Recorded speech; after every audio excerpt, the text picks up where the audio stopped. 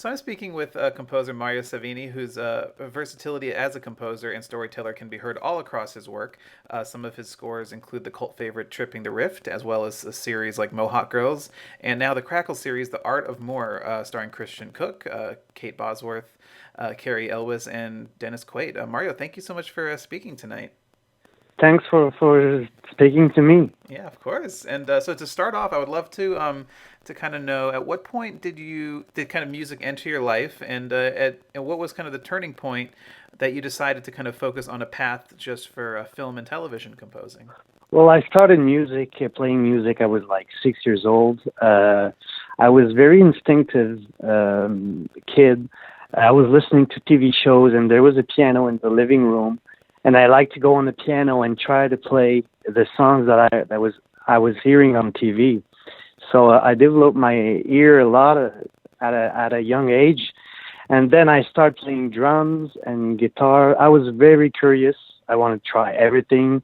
So then I took some drum lessons, piano lessons, and then I started playing in bars, like almost every musician. Uh-huh.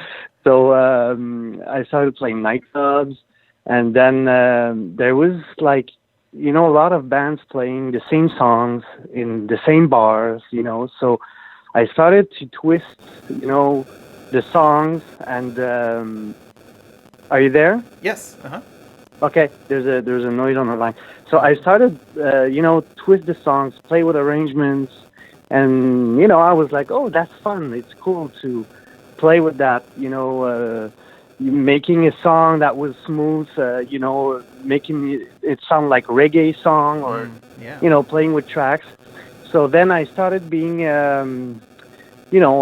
assistant composer for other people, plugging wires, editing on computer, and then I did my first pitch for a show. I was like 25, 26, Mm-hmm. and then I got the gig. It was small, 30-second little, capsules before shows. So, and it started like that, and I did other pitches, and then, getting equipped in the studio, and it's the best job in the world. Absolutely. That's an Yeah, it is. amazing path. So Yeah. what kind of I guess when you're writing a score, whether it's for film, TV, or whatever, but what's kind of the key to finding, in your opinion, the key to finding the heart or the sound of a film or a TV series? Kind of what dictates, I guess, the type of instrumentation, the tone, what kind of influences the music you end up writing the most? It's a lot. I think that the thing I write the most is atmosphere stuff, sensitive stuff, pianos with pads and strings, but again, I'm working on so much different stuff and series that Right. Yeah. it's never the same, But I think the quality any composer should have is to be sensitive. When you watch, the first time you watch the show or the film, you have no music. You need to feel, where do we need music? Where, because the silence are as good as music, in music. Right. So sometimes you need just to let the scene go, let the scene be what it is, and then you just come in smoothly. And so I think any composer need to really have this sensitivity, and instinct at first, Right. Yeah. Yeah. And you've done several TV series, and I think television composing is so interesting because as a viewer, I watch a TV series, and sometimes it goes on for say 8 or 9 years. You go back and you watch the first season, and it's almost like a different show. And I feel like the Yeah, first season of any TV show, I feel like is when you're finding the voice, the rhythm, the acting, the exactly. storytelling. So does that Yeah. extend to the score as well? Do you feel like the groundwork of Oh it? yes. So Oh yes. does it Oh change a little bit, once you kind of find your yeah. comfort zone? Well, the score needs to evolve with the story, the storylines, and of course the first season and even the first show of the first season, we need to discuss so much, with producers and directors. What do we need? And then you need to try stuff, and you put some colors, and put a lot of colors, and then you say, okay, a little less green, a little less blue, a little more red, Right. And when you found, the right amount of texture that you needed to have on the show, then you can start having some fun.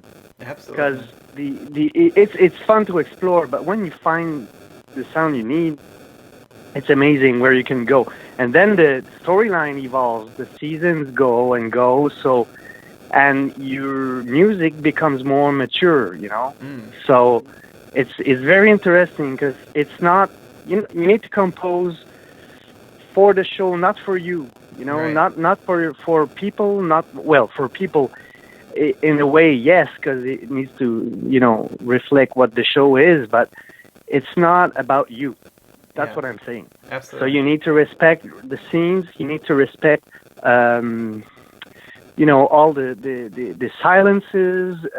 You need to respect the actors, and you need to get, the scene the further, you need to bring it at the point that it's going to be, great and amazing, and it does its job, Right, absolutely. So you're scoring the score. You're writing the score for The Art of More, which is on Crackle, and streaming channels like Crackle, Netflix, and Hulu. I mean, they've essentially kind of reshaped, I think, the way we watch TV. Oh yeah. No longer are people, watching on a TV screen at a certain time. Does that, Yeah. the fact that a large majority of people, watch on their phones, their tablets, their laptops, usually through headphones, does that change the way you approach TV scoring at all, or does it completely have no difference? I mean, does it? No, it has no difference because it's the new way to watch TV, and Netflix started to do their own series a few years ago, Right? And they bring up a standard that it's network standard. It's the same, and the final mix is done as if you're listening to it on your TV or headphones So no, it doesn't change for me. No, at all. Not at all. So for the art of more, which is a show you're working on right now. When you initially, this is on the second season, but when you initially sat down to start scoring the series, kind of what were the first conversations about the music? What was the goal for the music to be on the show, and what did you initially, I guess, set out to do? Well, you mean in season 1 or on this new season? In season 1, from the very beginning. Yeah, well, in season 1, we needed to find the right theme.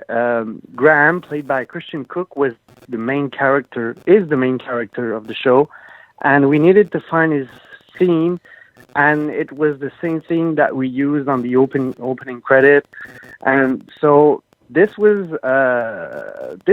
it was a bit hard because there's 7-8 producers.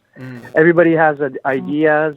So I really need to do some work in progress, do a few cues, send them, and then they comment, okay, a little more of this, a little less of that. And then I go back in the studio. I think I did like 5 themes for Graham. Wow. So they finally picked one.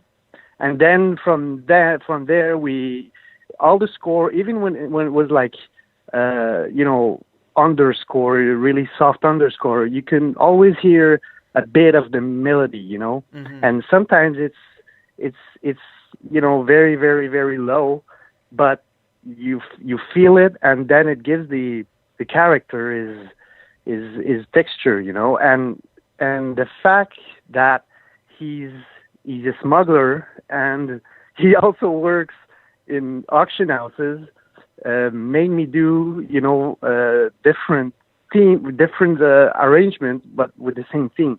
Right. That was pretty cool for me. Yeah. Wow. So now, season 2. When you kind of sat down and kind of looked at season 2, what about the show, I guess, allowed the score to evolve, and what did you decide to kind of, where did the music go now? Well, we went darker, a lot darker with the music. Even when the first season ended, I was like, okay, how is he gonna, manage to get through this? Because the Graham Connor in the show was so much deep in it. So I was like, okay. So when I started the second season, I asked to read the scripts so I can, prepare myself for the new season. and prepare my sounds and see where we're going. And we went darker. There's a new character played by Matt Frewer, and he's so dark. He's an amazing actor, and every time we see him on screen, I wanted people to feel anguish, to feel weird inside, because he's a psychopath. he's crazy, and sometimes he protects people, and then the second later he shoots him in the head. So you're like, what? Where? Like, what the hell? What the hell is going on? So with the music, it was cool to go really, really dark with him, Right. And there's a new character also, Merritt Patterson, who plays Dennis Quaid's daughter in the show. And her went a little bit more playful, because she managed to work with her dad finally in the show. So there's something that really they were really close, So I went a bit more playful for them, but overall it was darker. Wow. And the second season is so amazing. It's amazing. Right. I mean, and it's so fun to do. And it sounds like you really got a chance to really give every character kind of their own personality, which I think is fantastic. Exactly. And there was more time for me. Because when you explore in the first season, you spend a lot more time on the first episode. So that gives you less time for the rest, Right. So second season, everybody's installed, music is, we know where we're going. And, it was so much fun because you have more time to try stuff, Yeah. So kind of looking at all your work, I mean, overall, you've done so many different scores across so many different genres. And is there a kind of one genre of filmmaking or television that you kind of gravitate to more? Do you like to write music more for drama, for comedy? Is there something that kind of speaks to you more personally? I know it's your job to kind of fit into any genre, but is there one that you kind of appreciate more or like to work in more? Oh, that's a hard question. I like that. I like that. It's never the same thing. Right. Yeah. It feels like you're never doing, the same thing, and you're not going, in the 9 to 5 office, So, but I think I did a lot of comedy, romantic stuff, comedy. I like that a lot because I think in the whole film music industry, I think the comedic music is harder to do than drama. Oh, of course, yeah. Because in comedy, it's really easy to be cheesy, or it's easy to fall in that path, Yeah, for sure. So and people might think, oh, comedy, that's easy. No, it's not easy. It's really not the same. You need to really dose. How do you say in English? Not put too much. Calibrate. Yeah. You don't want to be too kind of melodramatic and on the nose and too on the nose. Exactly. Yeah. Yeah, exactly. Oh, there's a joke. But Right. Exactly. Mickey Mouse. Do that. Yeah. Yeah. If you do that, it doesn't work. So I like that. I like comedy a lot. Yeah. So you live in Canada, that's correct? Yeah. So as a Canadian composer, I mean, there's so many composers around the world, and I talk to a lot of them, and a lot of young composers who are living in different countries, and everyone looks at Hollywood as this place where, okay, we have to go here, but there's successful composers and filmmakers who are kind of building their careers elsewhere. Yeah. And can you give any advice or kind of about what made you decide to stay in Canada and build your career there versus having to relocate somewhere? Yeah, well, in our days, everything is by internet. You send your stuff even in Montreal, they don't come at your place to see and to watch what you did, and you send quick times. Right. Even when you're at 15 minutes, so, and I'm starting a new series now, and the producers are in Toronto. We're having a meeting tomorrow, and it's Skype, Yeah. So, and after that, I do my stuff, and I send the quick time. So I think that you can be anywhere. You can be, 3 hours in the woods, and you can do, big Hollywood scores. Right. Of course, for the contacts and all the PR stuff, maybe it's good to be on over there, but I don't know. And another thing is you can, it's a big ocean, Hollywood and California, and you can be a small fish in a big ocean. Absolutely. If you move there. So it's like if you're starting over again, Right. So and there's a lot of movies and series that are shoot here in Montreal.